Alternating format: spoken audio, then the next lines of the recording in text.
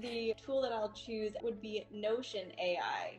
The way that it's allowing you to simplify the process of Notion is really how I like to use it. I mean, there's endless things you can do with it, and they keep adding new things daily. So it's a good one. I use it as well. Yeah, Notion, we yeah? use Notion for all our documentation. Okay, so I'm the only one that's not using Notion on the screen. Okay, I really feel like I'm left out now. I gotta get on my game then. I'll check that one out.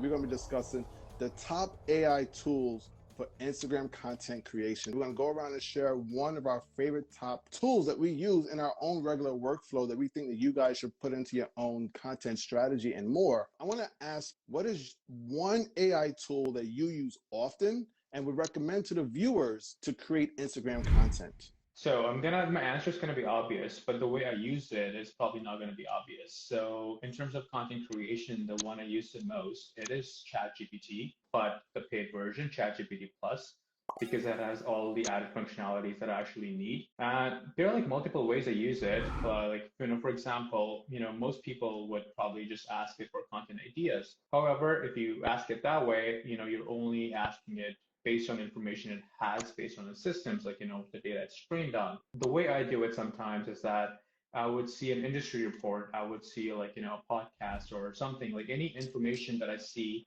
that's outside the realms of ChatGPT. I feed that information to ChatGPT and ask it to come up with ideas based on that information. So that could even be like insights you're getting from your audience. Let's say you're going on a call, or you're having a conversation with a friend. You can transcribe the whole conversation. You can feed that to ChatGPT and be like, hey, based on the conversation we had, what do you think could be good content ideas? Because you remember sometimes you would be in a conversation, but oh, darn it, why didn't I record that topic? Talking on the camera. So well, that's one solution to it. The other ways I use ChatGPT is I've built some custom GPT bots for myself. So I've trained GPT to rank my hooks. So I've trained it on the information of the frameworks that I use to build my hooks and the things I'm looking for in my hooks. So when I'm I've got 3 different ideas, I just feed those ideas to ChatGPT, and it gives me the whole analysis on which hooks among the options I'm providing it to would make more sense for my style and my content. So it just kind of acts as a soundboard in a way. And I've got other GPTs as well. For example, there's one where I have I just type in hello, and then it just comes up with hey, I'm working on this, but I'm struggling with this. So basically kind of role plays a Persian new scenario every time.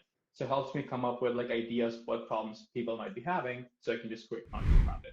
Those are some really great ways that, to kind of lead off. And I like that one in regards to how you're utilizing it for ideation. You're role playing with the AI to really get a lot of deep ideas that it's very hard to actually kind of come up with on your own. And you just sit down, you put the pen and paper, and you're trying to think, what can I do? So same as Kushank, the one that I use the most is ChatGPT. I also have the paid version. I literally use it for everything, but I wanted to give you guys another tool so that we're not all talking about ChatGPT.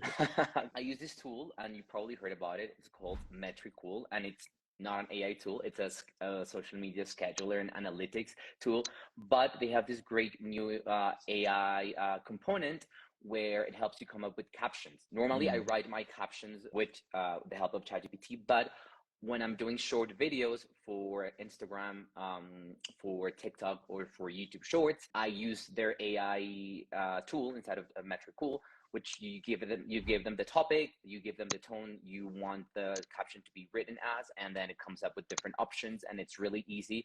Because I work with a VA, and she's the one who's in charge of scheduling the shorts on YouTube, TikTok, and Instagram Reels. So it's really easy for her to come up with just easy and quick captions. For my other content, for carousels, infographics, and other Instagram posts, I do write the caption myself. Obviously, I always would use ChatGPT for help, but this is a great way of just saving time if you're creating a lot of short form video and you need to distribute it across multiple platforms. It's really good. And I love Metricool. It's a great tool for their analytics. The whole tool itself is amazing for entrepreneurs, content creators. So yeah, that's one I wanted to share. I do want to say I love that both Juan and Kushank made a good point about how there's so much more that can be done with ChatGPT. So I think that if you take something out of this live, let it be that there is so much more you can do than just the basic stuff, and it doesn't have to be hard. You can actually have that conversation with it. But the tool that I'll choose as my backup would be Notion AI. The way that it's allowing you to simplify the process of Notion is really how I like to use it, more so than the writing feature. I still really find myself going to ChatGPT for the ideation part and the copywriting, but more from the Notion standpoint, I use it to allow myself to organize my ideas better, to really consolidate everything and have different flows and automations go through that.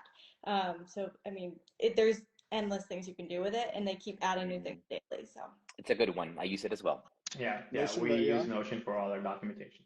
Okay, so I'm the only one that's not using Notion on the screen. Okay, I really feel like I'm left out now. I gotta get on my game then. I'll check that one out. Actually, my choice is very relative to Juan's, and it's Flick, which I guess you could say is a competitor to Metricool. So I actually use it in very similar ways in regards to hashtags, but it does a lot of hashtag research, and if I put in certain keywords, it'll help me find other ones that are relative to it. So it makes that process easier. And as Juan said, you use it for, I think you said it was your short videos. Yeah, just for short captions. videos, for captions for the short videos. Yeah. Yeah, I do something very similar as well. I don't use the entirety of what they give me back, but it gives me a good starting point where I'm able to kind of go in and plug in my own personality in regards to what it brings back to me. And some of the other aspects beyond the AI has just been so easy and incredible for me to use. I absolutely love Flick. They launched a new AI feature where you can repurpose content, right? Like you can throw in the link of a blog post and they turn it into like multiple pieces of content, like carousels, captions. It's crazy.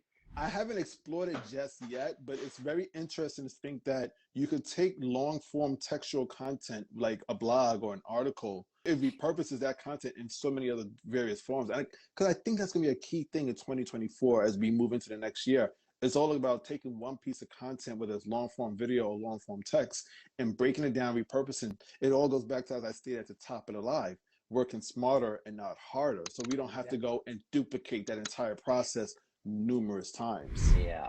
I use both Flick and Metricool for different things, and the AI features for different things. I'm kind of like a tool junkie, like I love a lot of them.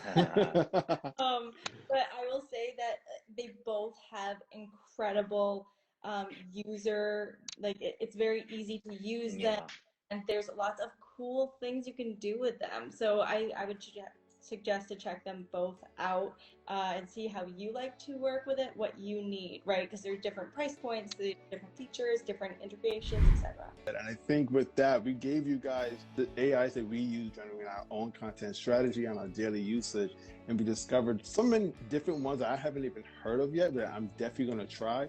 So I hope that you guys are actually taking notes like I was. I got like 2 of these already filled up from the conversation. Take the content and the information that we share with you guys and all of the insight, and like I always say, step your gram up and move forward in regards to moving with AI in the future for 2024, because if you don't move forward with AI, I'm telling you, you're going to get left behind.